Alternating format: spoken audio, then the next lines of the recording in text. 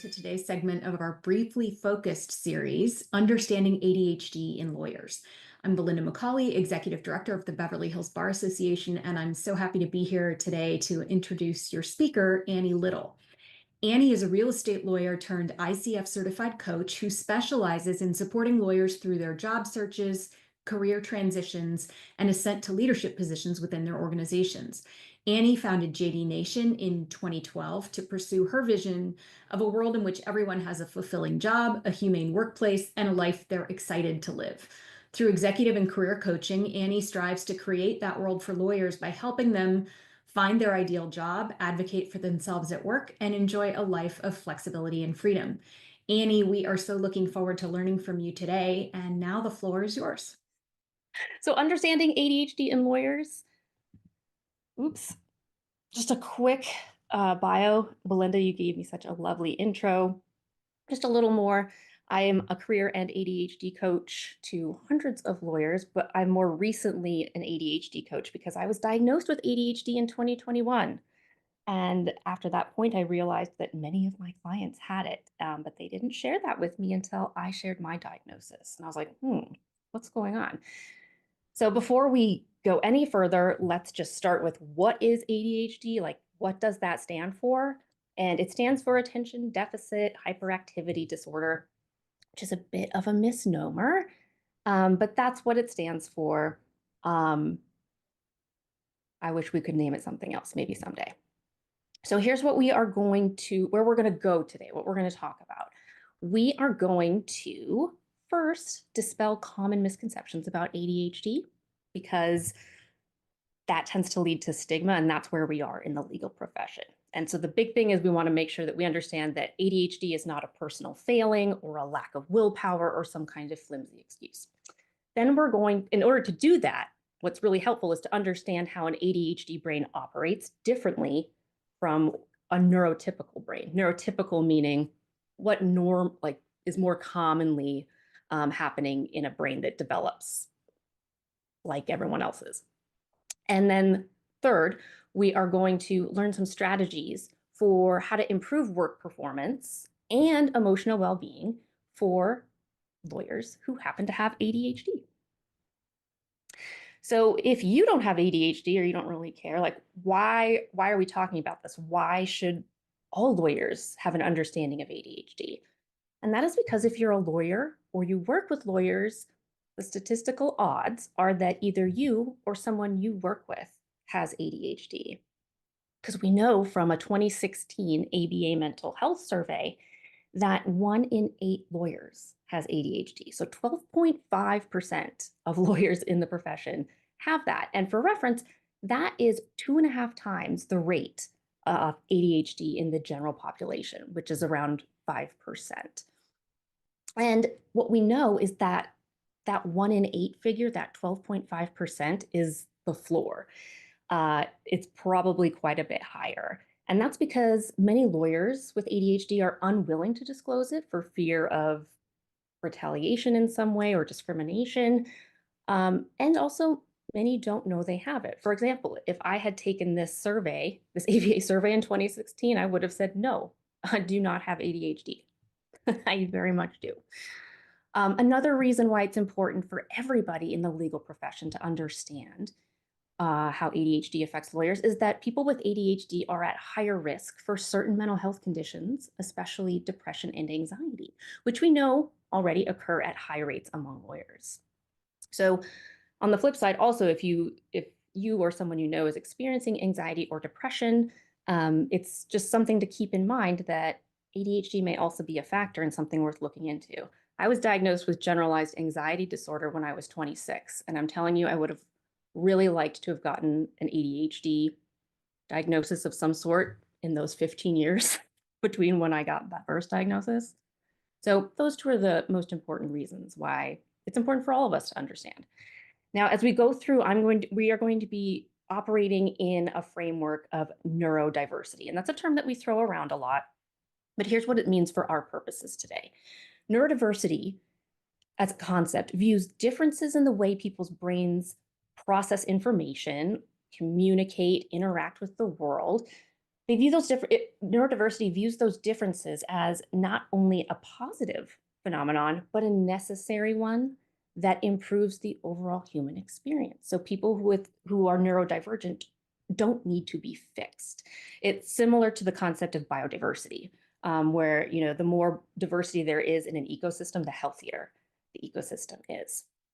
And these are just some of the conditions that may fall under this category of neurodiversity. So you see like ADHD, autism, dyspraxia, OCD, dyscalculia, but there are quite a few. So the three central tenets of neurodiversity that I'll be referring back to throughout are as follows. First, that variation is common. So although about 5% of the adult population has ADHD, that's an estimate, 15 to 20% of the population falls under that definition of neurodiverse. Number two, neurotypical does not mean better.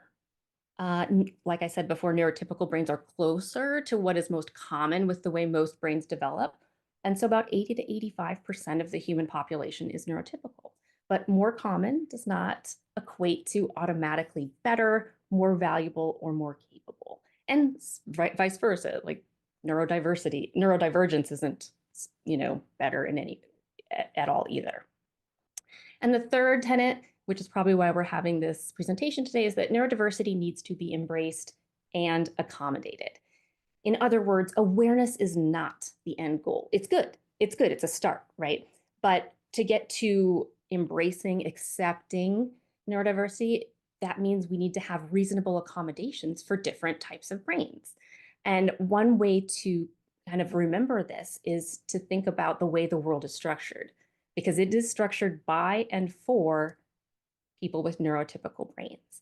So every day, people who do not fit into the neurotypical sort of rubric, so someone like me who has ADHD, I wake up every day and the world that I exist in was not made for me. And that's what accommodations are about. And then ultimately, we know that failure to accept and embrace neurodiversity leads to shame, stigma, and mental health struggles for those who are neurodivergent. And we already know that the legal profession has a lot of mental health struggles, shame, and stigma already. All right, so a huge contributor to stigma around ADHD is due to common misconceptions. So stigmatization leads to shame, which leads to isolation, which we know is one of the drivers of both anxiety and depression.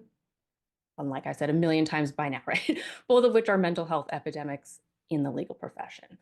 And I'm not putting this stuff up here to kind of call anyone on the carpet or anything like that. Because listen, until I was diagnosed a few years ago, I had all of these misconceptions because I grew up in the United States in the 90s. And so there was this sort of horrible stereotype that people with ADHD were mostly hyperactive boys who got bad grades in school, and then they were forced to take medication that turned them into zombies. And really the whole situation could have been avoided with better parenting. Okay, so there's just like so much stigma like waiting to explode in there. No wonder, no wonder nobody wanted to talk about it, right? But even beyond that, this kind of misunderstanding prevented people like me from recognizing that I might have ADHD and getting treatment sooner. And that's because like my background didn't look anything like this common 90s stereotype. And if you have ADHD and you know you do, you're probably like, yeah, that wasn't what I looked like. My background looked like either. So by improving our literacy around ADHD, it helps us to dispel misconceptions, which can then make it easier for us to embrace and accommodate ADHD in the workplace and hopefully just in general. So we're going to go through a few quick facts to dispel the most common misconceptions I come across. So the definition of ADHD, right? It stands for attention deficit. No. There is absolutely no deficit of attention in the ADHD brain. There instead is an abundance of attention that is not regulated. Okay? It's a deficit in the moderation. And this comic by Danny Donovan, who's an ADHD, I guess, I don't know about educator, whatever. She makes comics about ADHD. This is a really great one, and I will refer to this a few times throughout because the ADHD brain operates in extremes. It's like we bounce between overstimulation and understimulation. And in different contexts, that can mean different things. Like for motivation, either we can't get started on something, even if we really want to, or once we're doing something, we can't stop. We're just dialed in. It's good luck getting us to stop. Time, we view time as either now or not now. Like later is just not now. Like it's out of sight, out of mind kind of thing. Sleep, we either sleep too much, don't get enough sleep, talking too much, zoning out. This light switch analogy really applies to everything in the ADHD brain. And you can think of a neurotypical brain as operating on a dimmer switch. So you can adjust it, and there's a middle ground, and you can set your body and your brain know, oh, I'm starting to get hungry. No. Either I'm not hungry or I'm starving. Like that's just where I notice. And you also know if you've ever played with a light switch to get it to stick in the middle, you might be able to get it to stick in the middle, but that doesn't make the light dimmer. It just makes it like flicker or just not work at all. Perfect analogy. The ADHD brain.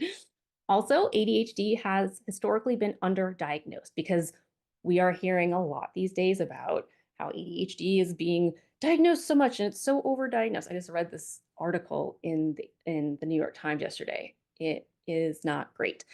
But we're hearing so much about this increase in diagnoses because primarily we are playing catch up with women and girls who ADHD, with us, ADHD looks very different. And we're also playing catch up with high achievers of both genders.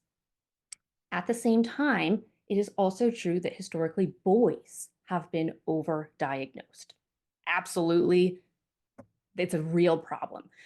But both facts can be true at the same time. And one of those facts sucks. It's boys getting overdiagnosed. And the other one is really great for those of us who were overlooked as kids, especially because not only is it helping us now, but for those of us who have kids, there's a 70 to 90% chance you pass it to your kids, we can get them help sooner. ADHD is not correlated with IQ in any way. Okay. So not all people with ADHD are high achievers and vice versa. Anytime, like in this article in the New York Times yesterday, they were saying, oh, all these these kids that took Ritalin, like their behavioral issues were resolved, but it didn't improve their academics. Like, well, yeah, medication doesn't make you smarter. That's not what it does. What it does is it helps to regulate the brain's attention. And what can happen for somebody who might have behavioral issues and then when they get treatment for ADHD, their academic or work performance improves is that ADHD has a very negative impact on the brain's executive functioning. And we will talk about that. ADHD has a genetic basis, like I mentioned. If like someone like me, I have ADHD, that means I have a 70 to 90% chance of passing that on to one of my kids. I have one kid that has it, one kid that I don't think has it. So it's not something that like you can get by watching TV or bad parenting or something like that. That said, environmental stressors can exacerbate ADHD symptoms, and that's something we'll talk about specifically. And that's why accommodations in the workplace and elsewhere are so helpful and so necessary. Meds, have to bring this up, especially after that article I read yesterday. ADHD meds are not a silver bullet, okay? They provide temporary, imperfect support. I mean, the temporary meaning even if you take an extended release formula, it's out of your system in less than a day. Another thing is that it's imperfect support. So meaning when you are taking ADHD medication, that doesn't make someone with ADHD neurotypical, all right? It helps us to regulate our attention and use it in a more directed way than normal or usual for us, I should say. Also, ADHD meds are not addictive when properly prescribed, meaning if you've got a prescription, you don't have to worry about getting addicted. Yeah, I kind of wish it were somewhat addictive because I forget to take my meds all the time, even though my meds are very helpful. I don't have any side effects. Like, ugh. So they're not addictive. If you take them normally, if you're not crushing them up and injecting them or snorting them, that's really where that comes in. But truly, stimulant medication for ADHD is highly effective for helping with executive functioning. And it's stimulant like caffeine. Okay. So they don't get people high, they just help people to regulate their attention better. And side note, some people with ADHD they find that when they ingest caffeine, it actually makes them tired rather than alert. So some people, that's how they figured out. Okay, so what can ADHD look like in lawyers? Because I've said, people have been overlooked so much. So here's what it can look like in the workplace. Um, it can look like difficulty setting priorities, like knowing where to start first, missing deadlines, being disorganized, forgetting verbal instructions, missing details, poor time management. Really, these are the things that, like, I remember high school teachers saying, like, these are the simple skills you should have already learned by now. Well, okay, that's not true. These are referring to executive function skills, and these are challenging for everybody, okay, regardless of whether or not they have ADHD. But as you probably are gathering, it's much more debilitating for people with ADHD. But here's what this executive dysfunction, so problems with executive function, can look like in legal practice. Missed deadlines, low billables, often because of not turning in timesheets, chronic tardiness, emotional reactivity. Emotional regulation is an executive function, and overwhelm and burnout. So I love this meme from Transactional Goddess, because it's like there's no it feels like there are no great options if you have ADHD for some executive functions. It's like enter my time daily, living nightmare. Wait until the last possible moment to enter all my time for the week, also a living nightmare. What are my options? So there are so many of us who have practiced law with untreated ADHD. So how does that happen, right? Because I was successful. Most people are successful that I work with who happen to have ADHD. And it's not that there's high functioning ADHD. What's actually going on is that high achievers in particular are really good at hijacking the body's stress response. And so we are using like negative self-talk, stress, other things to get the cortisol and adrenaline flowing, and that can sort of mimic the effects of dopamine. But that system degrades over time. Ask me how I know. So here's this is a very common graphic you may see with ADHD, the iceberg. It's like what people think ADHD is. So at the top, it's like trouble focusing and fidgeting, maybe, sure. But what it really is underneath the surface, you can see it's so much. I think that there's more than like 200 symptoms of ADHD. I don't know. It's a lot. And everybody experiences them differently. But if you look under there, a lot of what's underneath refers to executive function or executive dysfunction in the case of ADHD. So like having a poor sense of time, difficulty switching tasks or sticking to one task, problems following conversations, choice paralysis, analysis paralysis, losing things, problems focusing on things even if you want to focus.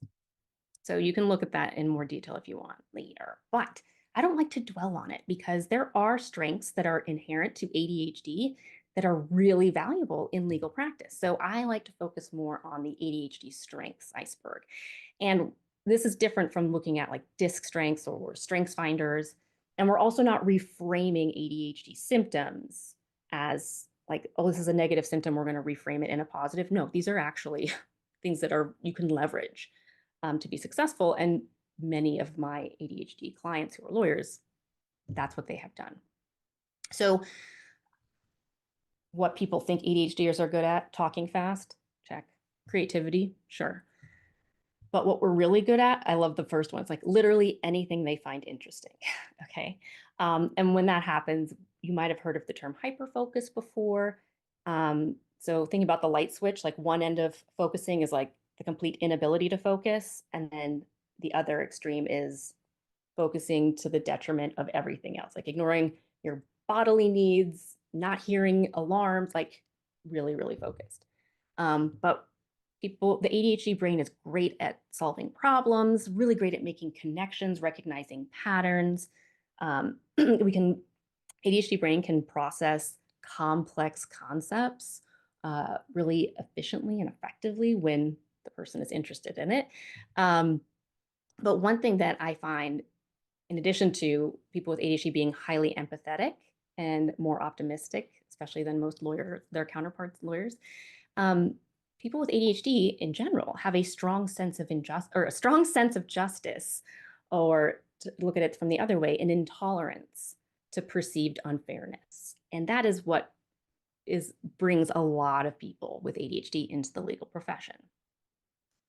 Now, because of the stigma around ADHD, especially the misconception that it has something to do with intelligence and that smart people cannot have ADHD, I just like to put this list here that you can refer to later of famous people with ADHD, but note the glaring absence of anyone from the legal field. Stigma. Someday maybe we'll have a judge tell us that they have ADHD, because statistically, a lot of them do. But I love this. There's like this interview with Stephen Hawking, he had ADHD. And somebody asked him, how have you been so successful despite having ADHD? And he's like, are you kidding me? It's because of my ADHD. He's like, I just followed my interests and I investigated things that other people thought weren't important, but I found them interesting, so I pursued them anyway. And it led to all these fascinating discoveries. So sometimes you will even hear this phrasing, twice the exception or twice exceptional. And so that can refer to like people who have ADHD and are also considered gifted. I don't really like the gifted designation, but I'll say like high achievers. So you're actually twice exceptional. You're twice the exception to what the most neurotypical type brain would be. Oh, so it's Stephen Hawking, but we'll just a few others we can name. Bill Gates has ADHD. Robert Branson does. Simone Biles, Michael Jordan, Shaq, Emma Watson, Ryan Reynolds, Zooey Deschanel. And then there are some people in there that are widely believed to have had ADHD, but they had never got a formal diagnosis, people like Einstein or Mozart. So I mentioned this a little bit when we were talking about, when I talked about the strong sense of justice that people with ADHD tend to have. So this can give us some insight into why there are so many more people with ADHD in the legal profession than in the general population. So you think about like, how can I make a difference in the justice system or just on fairness? Law sounds like a good option, right? And we will get into some more specifics, but it's also because law is a challenging discipline. There's a lot of novelty that comes into it. And there are lots of urgent situations or crisis type situations where the ADHD brain tends to thrive. The ADHD brain tends to work well under time pressure and almost exclusively under time pressure. So if you've only been able to study by cramming, that's the only way you can do it, you might have ADHD. Okay, here are some common ADHD lawyer strengths that I encounter with my ADHD lawyer clients. P.S. Most of my ADHD clients are partners, equity partners. So that's another sort of misconception that this only impacts associates. No, you can be very successful. So as we're going through and talking about this kind of stuff, I just want to make sure that I'm clear that not every person with ADHD has all of these same strengths. And it's also possible for neurotypical people to have these strengths, but these are very, very common in the ADHD lawyers I work with. So working well under pressure, learning complex topics quickly, and being able to communicate them too. And the last two kind of go together with advanced pattern recognition and creative problem solving. So that contributes to being like a strategic, big picture thinker. With ADHD, there are always caveats, always, always. So here's what to remember as we go through this. ADHD can be paradoxical and idiosyncratic. No two people with ADHD are the same. My daughter and I have the exact same ADHD diagnosis, combined type, so we have both the hyperactivity and the inattentiveness in equal amounts. Our symptoms and their severity are completely different. Also, what works one day for someone with ADHD in terms of supports and accommodations might not work the next day. And it's not the fault of that person, okay? There's always like the flip side to a coin when it comes to ADHD. So let's say, you've got somebody with ADHD and they know that they work well under pressure. It's like, oh, I work really well under pressure, like a tight deadline, I can make it happen. So we know, oh, how can we work with that? Let's give them shorter deadlines, because a longer deadline is going to fall into that person's concept of time, which is either now or not now. So for example, like a 2-month project, a 2-month deadline is not going to work for somebody with ADHD. It's going to fall off their radar. But if we can chunk it up into shorter deadlines, there's always a deadline to be working toward in that window of now. And that window of now varies for each person and the context, of course. Caveat, unrealistically short deadlines can cause anxiety and overwhelm. Okay. So yes, we work well under pressure, but not too much. That will completely disable us. All right, so let's say you've got somebody with ADHD who is a quick learner of complex concepts and then can communicate them effectively to others. What's key to someone with ADHD is that these projects, these complex concepts, complex concepts need to be interesting to them in some way. And that's really tricky because that's super, super individualized. But it's really, really important. And this goes down to the ADHD light switch trait being, if somebody is interested, you're either bored or engaged. And when someone with ADHD is bored, it is like really, really hard to start something or stick to something. So these are some, oh, I forgot to get to the caveat. This is always a fun one. It's easy to mistake interest and novelty. I refer to novelty as the new interest, like orange is the new black, novelty is the new interest. So novelty works as well. So if it's a complex concept that is new and exciting to someone with ADHD, that will work. But that doesn't mean they're going to go on to become like the subject matter expert on it necessarily, or that they should change jobs or practice groups to do it. You want to let it simmer a little while because it might just be novelty, and novelty wears off. A genuine interest does not. There's nothing wrong with that, but it's just, I try to advise caution with my clients. I'm like, let's see if it's a true interest or there might be some novelty driving this as well.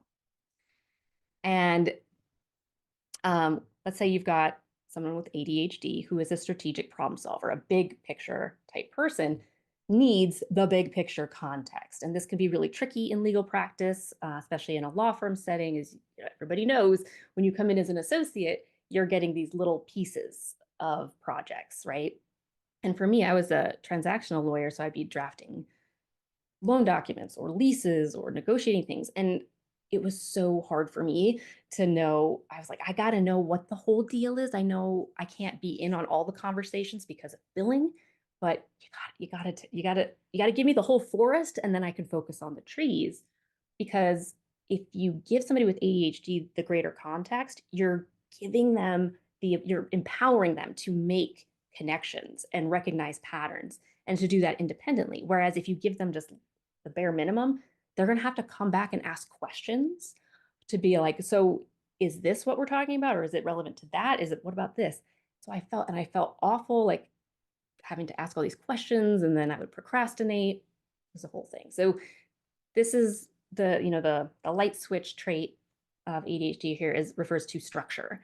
And we oscillate between freedom and it feeling like a prison, but we need some structure in there. Because if we have too much freedom,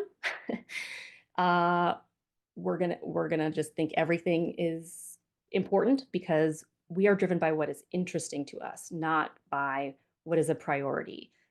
We can learn that, but initially we need help with being told, okay, here's the forest, but here's where we start, here's what we're looking for, and this is the stuff that you do not need to address. All right, so those are the strengths, and I feel like it's total rapid fire, but you have these slides, you can go back at any time. But I've been mentioning executive functioning quite a bit, and it's a word that we all throw around and we think we know what it means. So let's just level set on that before we talk about the interaction of ADHD and executive function. Executive function is the cognitive process that enables us to organize our thoughts and activities, to prioritize tasks, manage time efficiently, make decisions, make choices, which is actually slightly different, and to regulate emotions. So this enables us to plan, focus our attention, remember instructions, manage multiple tasks, not necessarily multitasking, but manage multiple things simultaneously. So very important. It's also very high level and very energy intensive. So my favorite, yes, I have favorites, but my favorite ADHD researcher is Dr. Russell Barkley. He is now retired and his YouTube channel is phenomenal. He updates it regularly. He's great.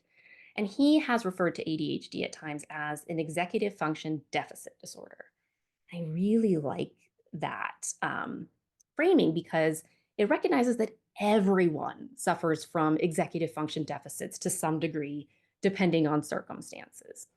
However, this does not mean that everyone's a little ADHD. And so that's why people with ADHD get really kind of bent out of shape if some people say that, because it's very different. Because yes, we can all relate to each other with our bouts of executive dysfunction, but people with ADHD, we suffer from chronic, debilitating executive dysfunction. Okay, and each of us has our own worst, executive functions. And the takeaway, though, that I love about thinking about it in this way is that everyone can benefit from lowering the demands on our brain's executive function, right? Like this isn't something that's only for ADHD people. It's necessary for people with ADHD, but it benefits everyone. These are like the productivity hacks you read about. So it's another common misconception that accommodations are unfair advantages or simply unnecessary. But really, they just allow lawyers to do their jobs, which they're already capable of doing, with less struggle, less anxiety, less stress. Okay. And that makes them more efficient or productive, if we're going to use those terms. So, although we can develop executive function skills in people with ADHD, we go about it in a very different way than if somebody were neurotypical.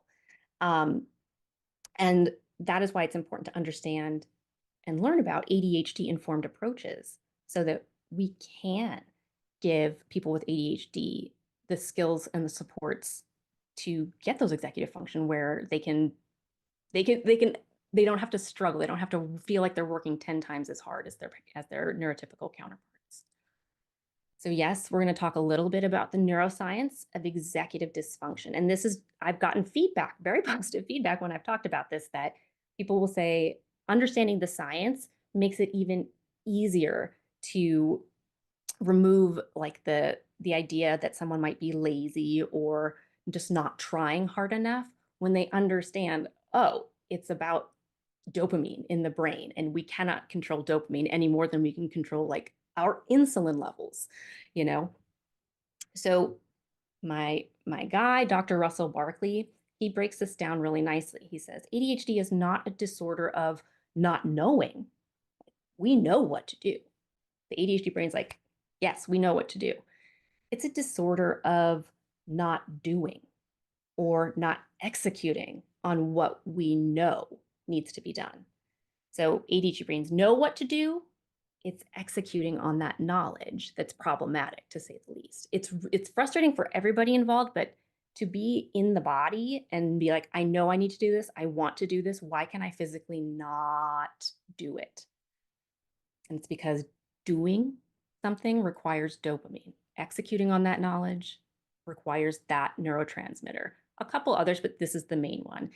And what's important to remember about dopamine, I don't like the stuff about rewards and happiness and all that kind of stuff.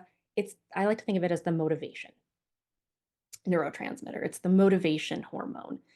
It's what gets you to follow through on what you know needs to be done. And a neurotransmitter, it's just a fancy name for a hormone in the brain. And it just so dopamine carries encoded messages from one part of the brain to the other. In particular, we'll use Dr. Barkley's characteristics of it, the knowing brain and the doing brain. Very simple. So this is a gift that I made. And I was so excited when I showed my kids. And I said, I like to think of dopamine as like carrier pigeons. And they're carrying messages from the knowing part of the brain to the doing part of the brain. And in a neurotypical brain, this is what it looks like. It's like the knowing brain's like, yo, dopamine, we got some boring emails we got to write right now. And so the carrier pigeons show up, they grab the encoded message, and they go down the neural pathways to the doing part of the brain.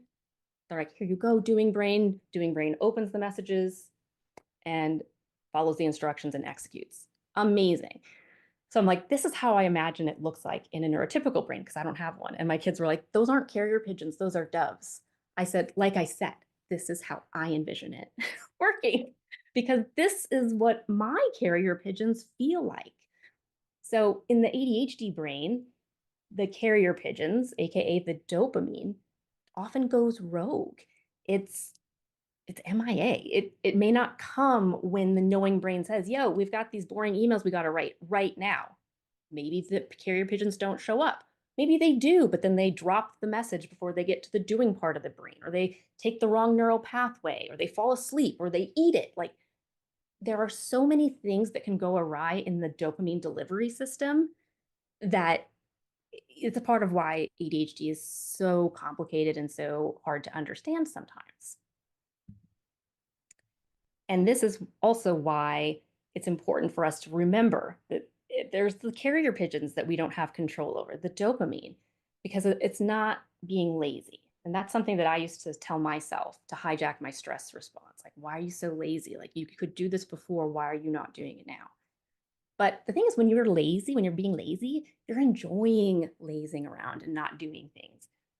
So I say, yeah, sure, it's laziness, but make it miserable, because it's like, I know it needs to be done, but I can't start. I can't, for whatever reason, I can't start. And then I feel stuck and overwhelmed. And then I'm like, oh, I don't want to do it, but then I need to do it. And then, ooh, that urgency kicks in. I've got this deadline. I've got a time crunch. I thrive in a time crunch. Here we go. And I'm like, man, why couldn't I have done that sooner? And the cycle repeats. All right. So we know that that dopamine is responsible for most of what's happening between the knowing and the doing. So how do we get the carrier pigeons? Like, can we do anything about it? And yes, the research shows us that we can. There are things we can do. So first, we'll start with what it's like in the neurotypical brain, the one with the doves that follow things pretty seamlessly. So the doves, the neurotypical brain, that the dopamine system there responds to importance-based triggers. The neurotypical nervous system is an importance-based nervous system. So there's not going to be anything revelatory here. This is how our society is structured. So this refers to things that are like, if there's something that's important to you, you will do it.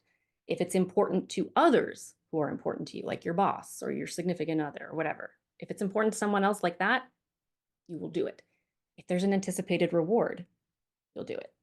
And if you can avoid a negative consequence by doing something, you'll do it, right? This is how incentives are structured in our society for the most part. And so in a neurotypical brain, boom, yeah, makes sense.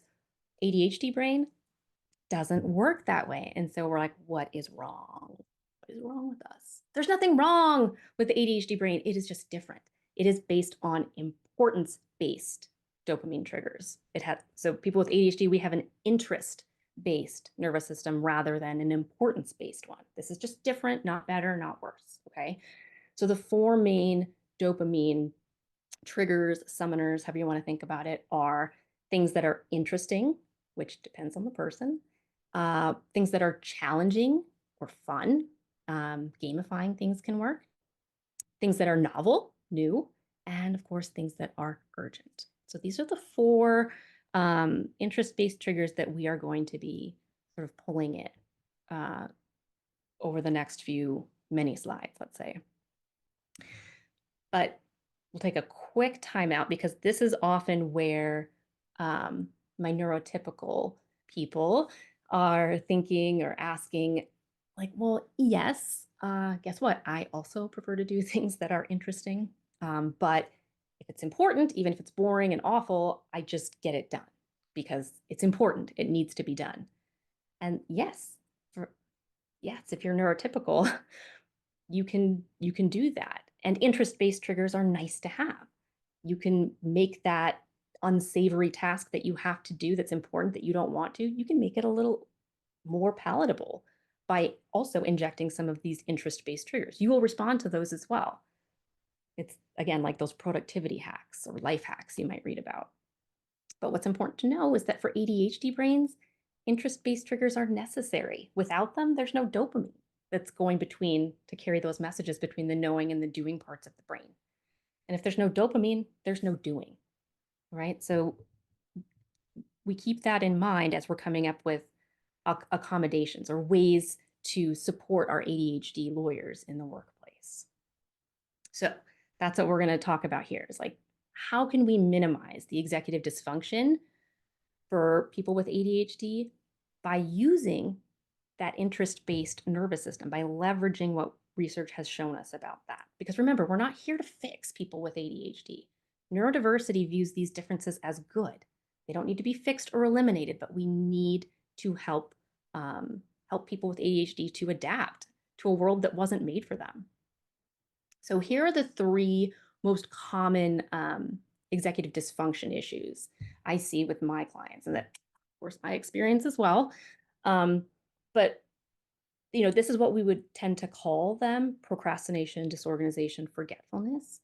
But we are also going to neutralize those because they tend to have a negative connotation. But it's not that we're reframing it necessarily, but we are going to recognize, okay, this is what it is, and then what is going on in the ADHD brain, so that we can then, that will help to guide us towards possible solutions, so to speak, or accommodations. I feel like I'm saying the word accommodation too much. Okay, so let's say I'm procrastinating, but it doesn't really, I'm like, I really want to do this thing, but I can't. I'm just going to put it off because it feels yuck, okay, and it's not due immediately. So what we can do, yes, procrastination, which sounds like you have no willpower, you can't start. What this is an issue with task initiation, starting something. That's an executive function, okay? And so there can be any number of things that are going on there. You just heard me rattling them off, like, oh, it's not urgent, or I don't feel like it, or so it takes a little experimentation to figure out what's going on. But we know these are some things you can try. Is somebody procrastinating because the project is a long-term one and the deadline is too far off? Great. Chunk it down into some smaller deadlines. Great. Is there a way to make it more challenging? Make it like a game in some way? Unknowingly, I did that with my time entries. Is there a way to inject novelty into the situation? Like for me, that can be as simple as like sitting on this couch behind me instead of sitting in this chair at the desk. I mean, sometimes the brain is very simple. A really effective and sort of funny one is called body doubling or mirroring. And many people haven't heard of this, but really what it is, it's like sitting with somebody. Like so I have ADHD and I just sit with somebody, doesn't matter if they have ADHD or not. And we sit in the same place while we work or do tasks. And for some reason, it really helps people with ADHD to like focus their attention and get something done. We're not exactly sure why. It might be a form of co-regulation. It eases like anxiety. It might be that balance between like freedom for structure, right? It's that balance between freedom and prison. We don't have like a taskmaster telling us like, you got to do this, but also we have somebody there next to us. And maybe it's like a challenge or a game where it's like, well, I can be just as productive as they can. We don't know. But what this means is if you have ADHD, many people report this is like the most effective intervention that they use. So you can get a co-working buddy or several in the office. And when you're struggling, go meet in a conference room or go meet somewhere else or in your office. And if you aren't in an office, like if you work virtually or if it's just not an option for whatever reason, FocusMate is a great virtual co-working platform. I have used it. And so you hop on, both people keep their screens on. You just type in, here's what I'm going to be working on for the next however many minutes your session is scheduled for. And they say the same thing. And then you're like, cool. And then you go do it. And you could, as long as you can like stay in the frame, you can do more than just like work. So some people like hang up, frames. It's like, I'm going to be hanging up these frames and you'll be able to see me doing it. It's amazing.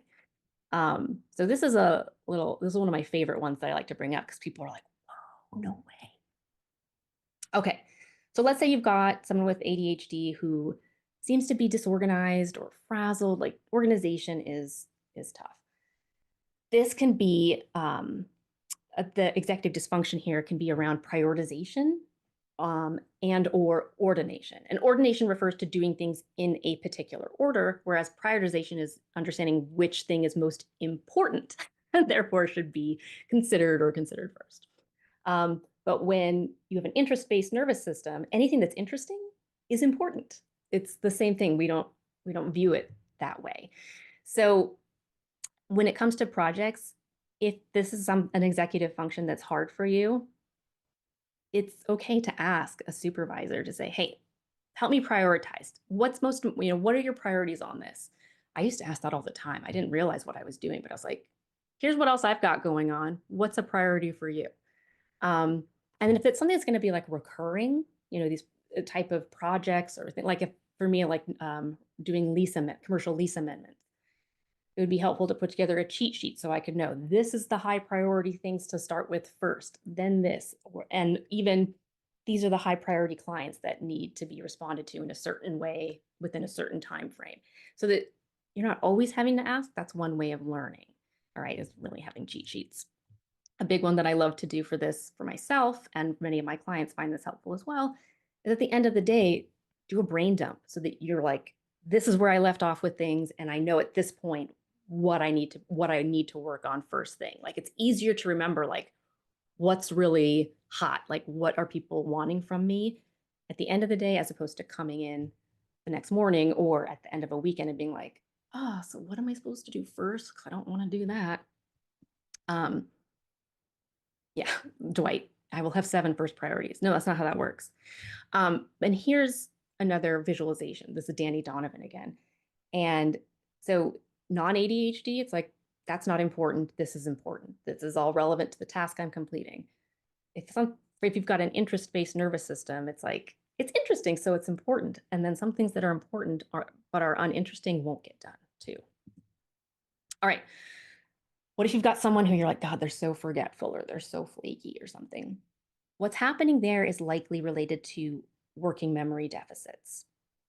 All right. And so what you're going to want to do in these situations is to brainstorm, come up with some accommodations that help people to make fewer mistakes and require less need for clarification and follow-up. I do have some auditory processing issues related to my ADHD.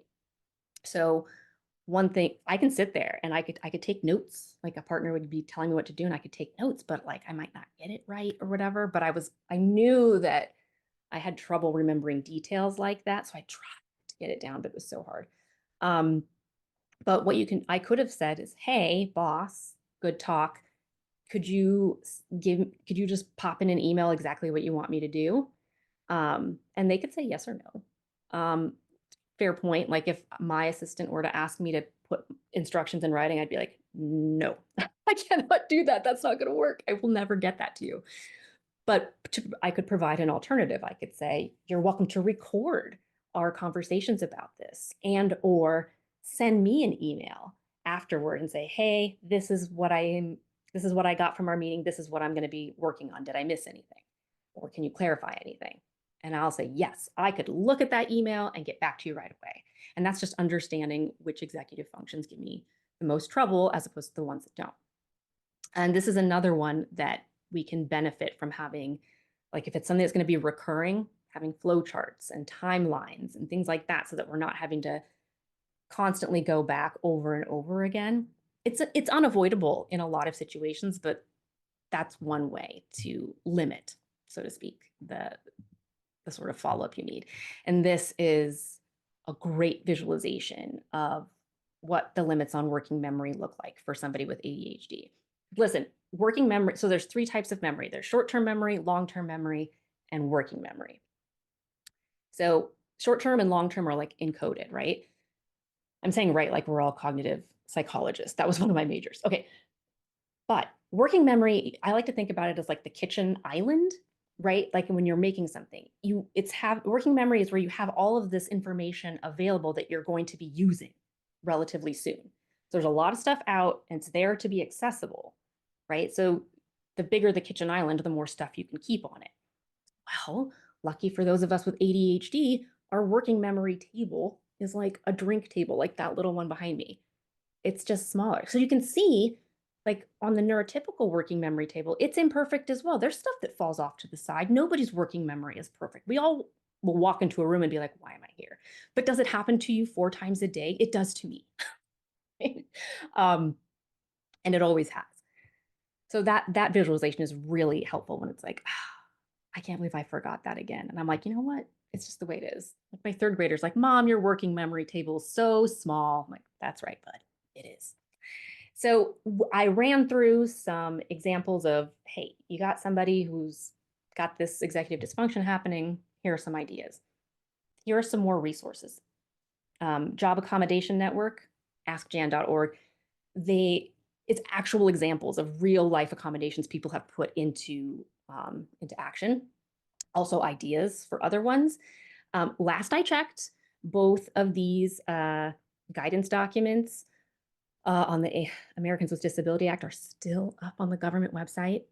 So there's an EEOC one. It's so specific, reasonable accommodations for lawyers with disabilities. So there's no real nice, clean URL for that. So just Google EEOC and then type in that verbatim. And same for the Department of Labor. Accommodations for employees with mental health conditions, which includes things like anxiety and stuff like that. And what's really cool is as you go through these guidance documents, they're not using diagnostic terms. So they're not saying this person has ADHD and this is what they need. No, they just describe it and I'll be like, oh, that sounds like somebody with ADHD. But it's like, there is no need to disclose your diagnosis or even have a diagnosis. If you need something to do your job better, you can ask. And those are some great places to get some ideas. All right. And a lot of what you are going to see when you go to those websites are solutions that are going to help to manage external stressors, things in the environment. Remember we talked when I mentioned that ADHD is genetic and that it's not caused by the environment, but it can be worsened by the environment. And this is what we're talking about here. And here's when you know an external stressor is probably it's super disruptive, because you will know, I'm totally leveraging my ADHD magic, whatever my strengths are. I've got interest-based triggers to overlay on top of the important stuff that people are telling me I need to do. And it's been working, but today it's not. Why am I not able to do the thing today? There's something that's sabotaging your executive function. For me, working at home, it's usually a leaf blower outside. So you can think of them as like external focus breakers, things that are not like happening necessarily inside your brain that you can control. That said, these are things that you can take note of, anticipate, so that you can mitigate them as they may arise. But I group these into 3 categories of fatigue, distraction, and overwhelm.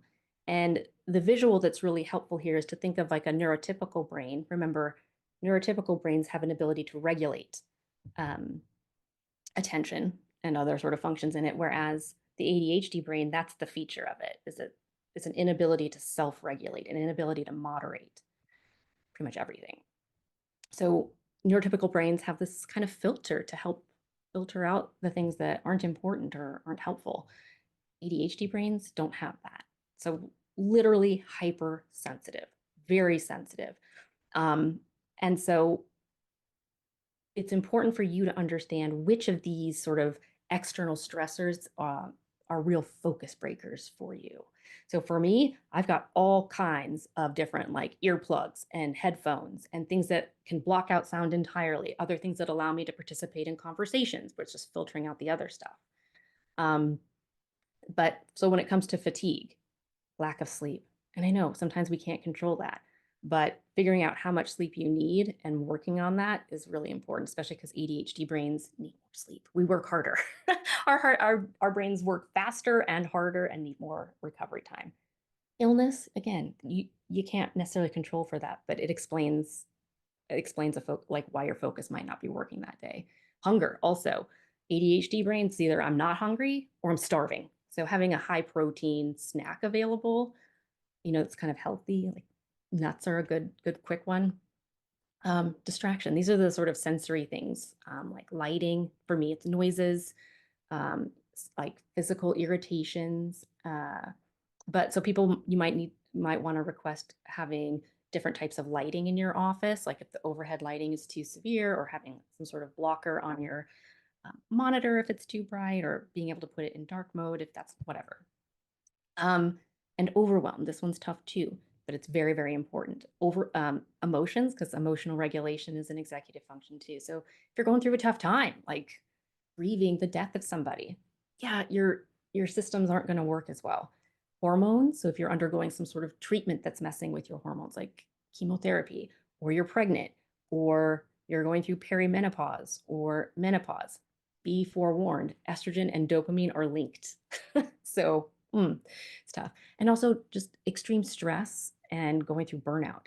That's going to break your focus. It's going to make it much, much harder for your brain to filter out what it needs to and regulate that attention. So this is just what I was talking about. Like if, let's say, sound is the external stressor, that's the worst. Like mine rises to the level of misophonia.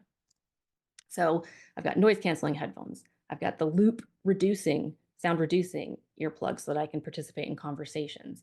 Some people will use a sound machine or an ambient noise machine. Putting on music sometimes can hold our floating attention and distract us from something that's a more irritating sound. But finding a place where you can get, if like absolute quiet is what you're looking for, making sure that you have access to a place like that where you'll be free from interruptions can be really helpful at work. And also, I always like to say, unapologetically and aggressively using the do not disturb function on your email, texts, and that sort of thing. And it requires conversation with your supervisors. But if you're in a position of managing people, work on ways to make do not disturb happen when it needs to. And as we're coming to the end, I promise we're almost there. Here are some, like the executive function accommodations that we've talked about so far. They're necessary, right, for people with ADHD, but they're beneficial for everyone, all lawyers. Like there should be no hesitation for anybody to be asking for things that can help them to do their best work. Because I mentioned this briefly before, but executive functions are very energy intensive. I call them cognitively expensive tasks. Like it just takes more energy for both neurotypical and ADHD brains. So everybody can benefit from lowering the demand on this. And the way that you can do this and to get any sort of support or accommodation that might help you in this way is to first understand how you work best. So for me, I could say something like, I've actually said this to people when they've asked me to do CLEs like this. I'll say, ooh, okay, so it's a few months down the road. Listen, I work really well with shorter deadlines. With longer deadlines, I kind of lose track. So what would you prefer to have first? And when would you love to have it by? Nowhere in there did I say, I have ADHD, I need shorter timelines for my deadlines. You do not have to do that in order to advocate for yourself. Just explaining like, ooh, I've just learned about myself that I'm so much better off when this is a situation. So recognizing those circumstances, identifying what might be helpful to you so that you can then go advocate for yourself. If you are in a position of leadership or management or anything like that, encourage people to talk about these sorts of things just by saying, hey, if there's something you need in order to do your job better, don't hesitate to ask. Like we'll figure something out, and that doesn't mean that if somebody comes to you and says, hey, I think this would help me to do my job better. You don't have to say, okay, if it's not reasonable. That's where the term reasonable accommodation comes in. It needs to be reasonable on both ends. And you want to focus on the strength, right? Rather than saying, which just is mean, instead of saying like, oh my gosh, I'm so bad with deadlines, just saying like, shorter deadlines are better for me, because that's focusing on my strength of working well on a tight deadline. I just know that. I work better that way. Also, lowering demand on executive functions it requires, I guess I should say, that you manage your external stressors. So if you know that you might be, for me, if I'm going to be in an environment where somebody's going to be crunching loud foods in a quiet place, I gotta have my earplugs. Gotta have it. And the most important thing here is to normalize recalibration. And that is because systems for people with ADHD work until they don't. Okay. And that is normal and expected and not the fault of the person who has an ADHD brain. Sometimes systems work long term, and that is a pleasant surprise. But it's important to note that that would be an outlier. Okay. That's not the expectation. The expectation is that systems will degrade over time by no fault of the ADHD individual. Instead, we want to build this skill of identifying when a system has stopped working for us and to develop alongside that skill resilience so that when a system falls apart, like this graphic shows, like life happens, brains happen, the system falls apart. Instead of being like, oh my God, I've failed again. Like I haven't stuck to my system again. I'm a bad person. I have no willpower. Instead, it's like, oh, the system hasn't been working. Why? Because sometimes my clients will say, oh, I've tried that before. It doesn't work. And I'm like, I believe you that it didn't work. Can we talk about maybe why it stopped working? Because sometimes it was something completely out of their control and it was a perfectly good system that just needed to be restarted. It didn't need to be completely overhauled. Sometimes that happens. Sometimes it's just stopped working anymore. Perhaps novelty has worn off, right? But this is what's important. Systems aren't going to work forever. It's a gift to be able to recognize when something has stopped working for you and be okay with figuring out why it stopped working and figuring out a new system for yourself. And this is the last thing before I'll summarize our takeaways. This is a very complicated, right? And there was a lot in here. And the image of the light switch, right? Overstimulation, understimulation. That is what the ADHD brain is bouncing between at all times. So that optimal middle ground is that little narrow hill that you see there. The neurotypical zone of optimal stimulation is much larger. ADHD brains, it's so fleeting. So you've got that narrow zone, and then we know that summoning and directing dopamine is very complicated. Those derpy carrier pigeons, OMG, so much can go wrong. So much can go right, but there's a lot of stuff that can happen in the meantime. So be kind to yourself, be kind to those around you. Everyone's doing their best. And when ADHD is a factor, it's just so much more complicated. So here are the 3 takeaways that I'm hoping you have gotten today. The first is that ADHD lawyers are wired for success and have valuable strengths that can be leveraged. And when doing that, it leads to even greater success and well-being. The next takeaway, interest-based interventions at work are necessary to reduce ADHD executive dysfunction. But it works for everyone, right? They're helpful for neurotypical people too, but they are necessary for the ADHD brain. And the third takeaway is that providing reasonable accommodations in the workplace improves work performance and it fosters emotional well-being for ADHD lawyers because it says, hey, we as a workplace, we accept you as you are. We embrace your brain however it may function. And that is what helps the shame to fall away. And that's what also helps the stigma to fade away because you accept and embrace everyone because you want everyone to be successful in the workplace. And then this is just a list of resources, a few things that I've drawn on, things that have been helpful to my clients that you are welcome to refer back to. And if anybody has any questions, I have not been looking at the chat or the Q&A. Belinda, I don't know if there's anything you've noticed or if there are any questions that people may want. All right, so we do actually have a couple questions. One is from Judith asking, have you had the chance to read the extensive research article published on by the New York Times on Yes, I read that. I commented on that quite a bit. Was there a specific question in there? Yes, I was wondering about your response to the researchers who say that it is not a black and white diagnosis, rather existing on a continuum.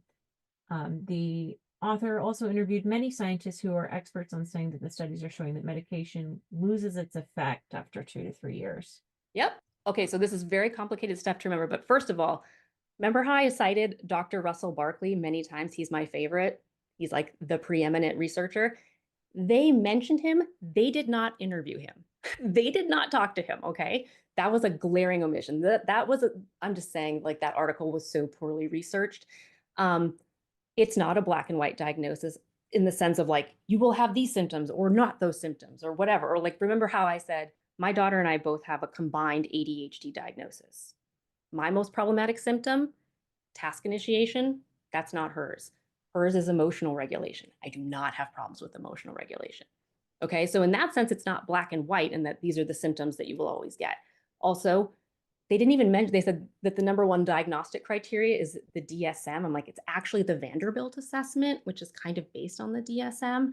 And there's a reason why high achievers fall through the Vanderbilt assessment. And it's because unless you have a super observant teacher, there are no issues with academic performance for high achievers. And in terms of the medication stops working, in the absence of hormones, which have a dramatic effect. So like with my daughter, as she ages, we address the hormonal changes because yes, some of her meds did stop at one point, but that happens. But for those who it stopped working entirely, they were only talking about men in this. They didn't bring up women or girls at all. So I would say for the men where it wasn't working, or those poor men and boys where they were like citing these horrible side effects, like, oh, I didn't feel like my fun self. Either they don't have ADHD, that's why the meds stopped working, or they need a different medication. It's not just Ritalin and Adderall anymore. There's so many, and that's just in the stimulant world. There are non-stimulants, there are supplements, there's so many other things. And so when I first started getting medication for myself, they started me on Ritalin. And those are the two main classes of drugs. You've got Ritalin, which is methylphenidate class, and then you've got Adderall, which is the methamphetamine class. And you tend to be either into one or the other. I started with Ritalin and I was like, oh my God, is this what focus is like? I mean, it feels like my heart is gonna like, I have like a hummingbird heart and I might explode, but it's cool. It's cool. I'll take it. I'll deal with it. And they're like, no, you don't need to deal with tachycardia to like have some focus here. They're like, there are many other drugs we can try. You're probably just better off in the other class, which I am. So those were the things that I saw. If the medication stopped working and nothing ever did, maybe they were overdiagnosed, as so many boys are, or if the side effects were untenable and that's why they didn't want to take their meds, it's because they needed a different med class or something different entirely. Then that also goes to like the misunderstanding of what medication is designed to do. It's not designed to make people neurotypical. They never will.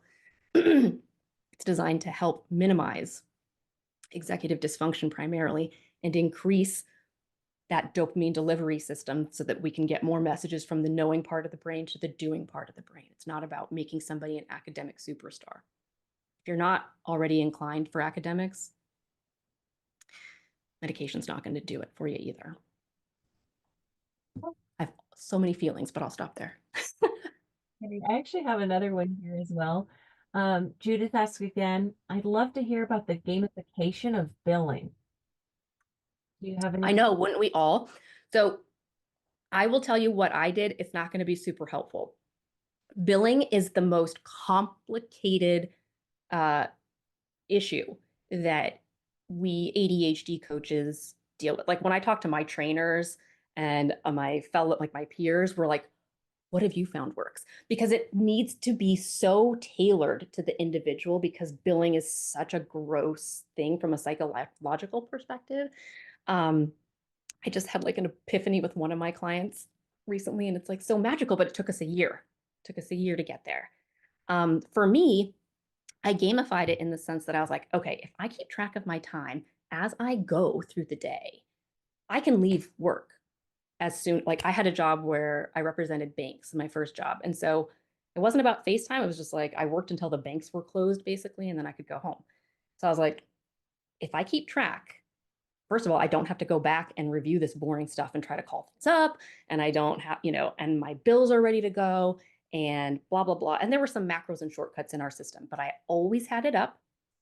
And I knew which stuff I was working on, had a desktop blotter. I still do. I still have like these big calendars. So I just had it in front of me. So on that day, I would write down my start time and the matter I was working on, whatever abbreviation I had. And my job had tons of interruptions. And so as soon as someone was on the phone or someone was coming to my door, I would write down what time it was and I'd circle it so those 2 times were together. And then at the next opportunity, I'd be like, and so I'd already have like the descriptions written out, and then I could just kind of like add in the time. And so it was like watching like a point score go up. And so at any point in the day, I could be like, ooh, I've captured that much time. I'm like, I think I'm going to leave at 5:30 today. That has not worked for anybody else I've worked with. And I'm married to a lawyer. And we are still working on figuring out what works for him. So gamification in general can be really great, but you kind of have to outsmart your brain a little bit, which is not very easy to do with a lawyer brain. So instead we dig down into like what your sounds funny, but like what's important to you, what's your value system? And because some people like money just isn't that important. So it's not like entering time is going to, it's like, it's obviously, I get it. If I don't enter my time, I don't get paid. I get that. It's important, but that's not enough. So great question. It's the greatest work that we ADHD coaches do because it is so, so complicated. So everyone out there who struggles with it, you are not alone. Neurotypical ADHD, everyone, it's hard. Alrighty, I have another question here. A little bit of context. There's a profound difference in diagnosis for ADHD between the EU and the US, especially amongst kids. Hence, the difference is reported around 1 to 2% of kids in the EU and 12% of kids in the US. That's what he believes or remembers. And a lot of this stems from the differences in cultural values and norms and expectations. Essentially, in Take the Dutch, kids can be fidgety and they don't focus, but they also have a very different perspective on education and, the pedagogy. His question, what are your thoughts either way on this difference in diagnoses stemming solely from cultural differences? I don't think solely would be it, but there's a lot there. I think about just the way that the American education is set up. It was set up to train kids to work on assembly lines. Can you think of more boring work? Boredom to the ADHD brain is akin to death. Like it's a physical sensation of like, it's so uncomfortable. So being in a situation that feels boring for an ADHD kid, like in a classroom, that's going to lead to fidgeting. That's them trying to regulate in some way. So in America, yes, we do not value and respect children in an age appropriate way. And in fact, that's something that, with my daughter, I would have loved to have gotten her a diagnosis sooner, but we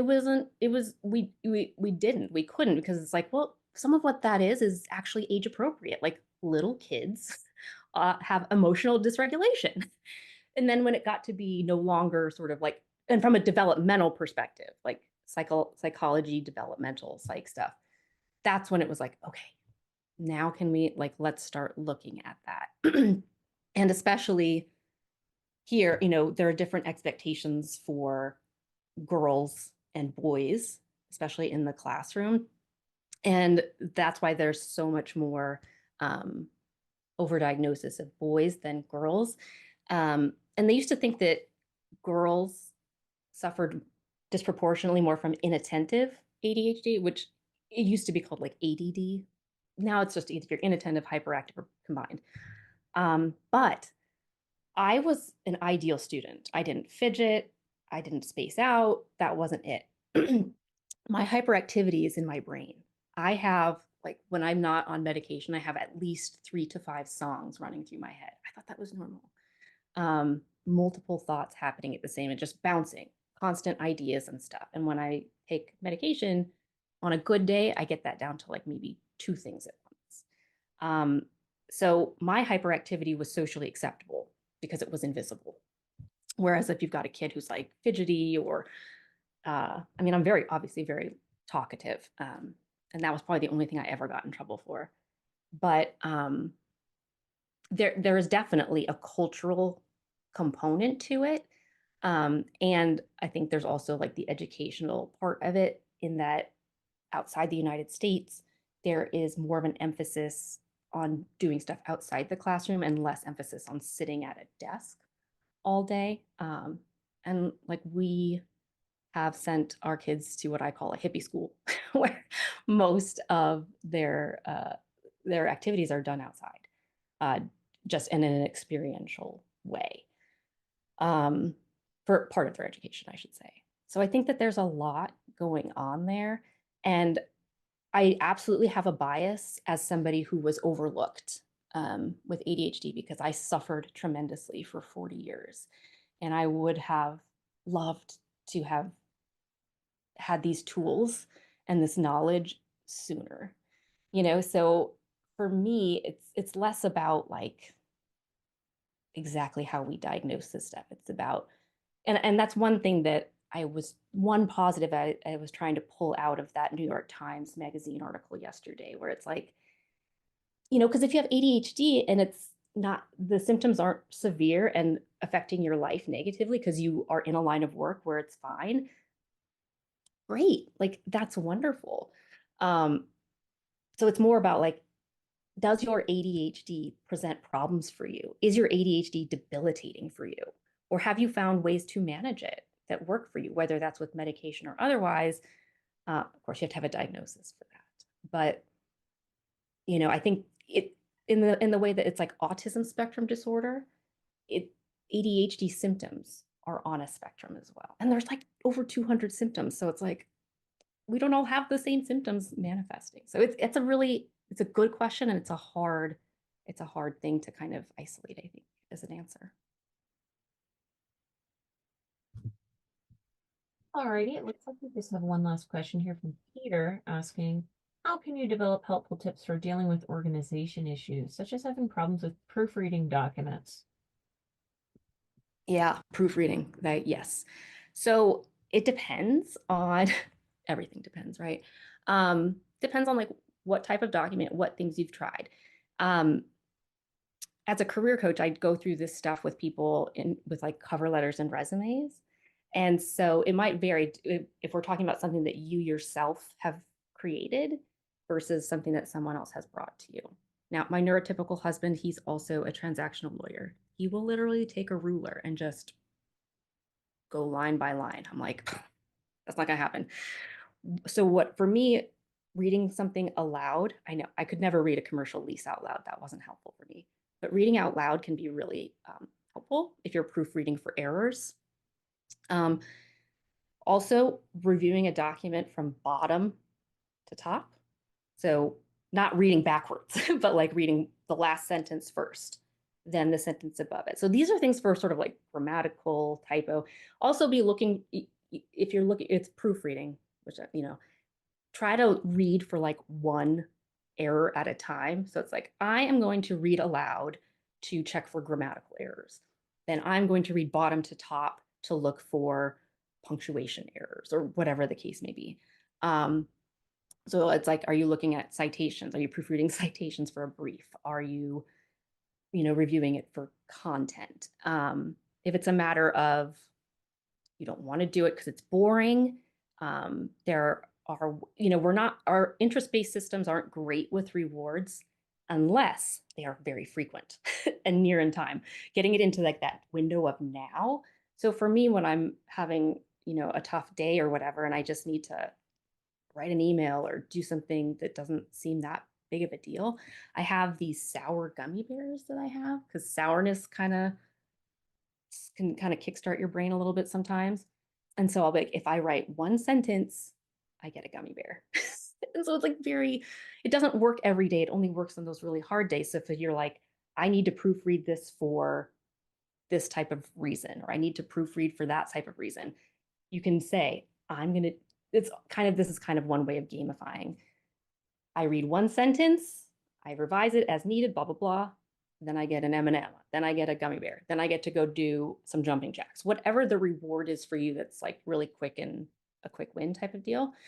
There's one other thing. Oh, an easy way to gamify things as well. I have timers all over it. My time distortion is very severe. So this is like a clock, but when I turn it on, so I don't have to go into a phone and get lost with what I'm doing. I have them in so many different denominations. So I could say, I'm just going to proofread for three minutes. 3 minutes, I put it down. It keeps track for me. And I might say, I'm going to try to get this far in 3 minutes. So you're kind of racing the clock. And that's a way of gamifying something sort of boring. Because my sense is that it's like a detail thing that might be boring, tedious. And so those are, some gamification there, some urgency with the timer. But, it's going to be hard to, novelty. One other thing is if you're struggling with proofreading, it's just super boring. You can just move your location. Maybe if you're using like a colored, pen or like a highlighter or something, like I practice what I preach. I have like multiple colors of things to make it more interesting or novel. You can listen to your favorite music. You can have a TV show on in the background if that helps you. So those are just some ways to leverage your interest-based triggers. Sorry to interrupt. Can you tell us more about that clock? Somebody just asked, what's that clock called? It looks great. Oh, it is the brand is all lowercase, MOOAS. And it's Korean made. And I got these as gifts over the years. I'm like, I want more denominations.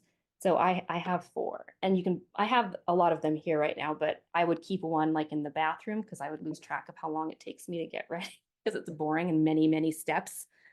But it's great because it's a clock. And so like because what I find can be tricky is if I need to pick up a child from school or a practice or something, but I want to get something done, if I don't have a timer there to track time for me, I'm too focused on the time to like do the task. So this allows me to like get that out of my mind.